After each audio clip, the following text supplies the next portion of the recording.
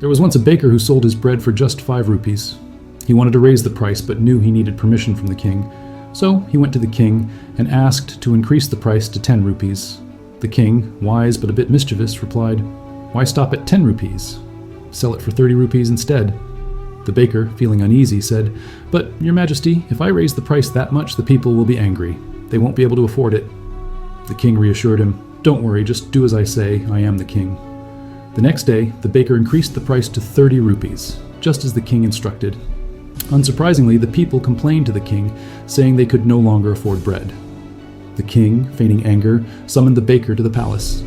"How dare you price bread so high?" the king demanded. "You'll starve my people. If you don't reduce the price by half, I'll punish you severely."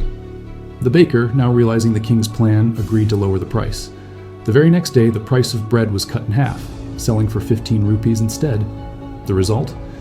The bread was still more expensive than before, but people felt relieved it wasn't as bad as 30 rupees. The baker made more money than he originally had with the 5 rupee price. The people were happier. And the king, having orchestrated the whole thing, was satisfied as well. Moral of the story: sometimes, by creating a problem or raising expectations, you can find a solution that ultimately benefits everyone. The baker's cleverness, combined with the king's strategic thinking, led to a win-win situation. The baker got the price he wanted, the people were somewhat content, and the king maintained control over the situation. It shows how sometimes a bold move or a shift in perspective can bring about positive change for all.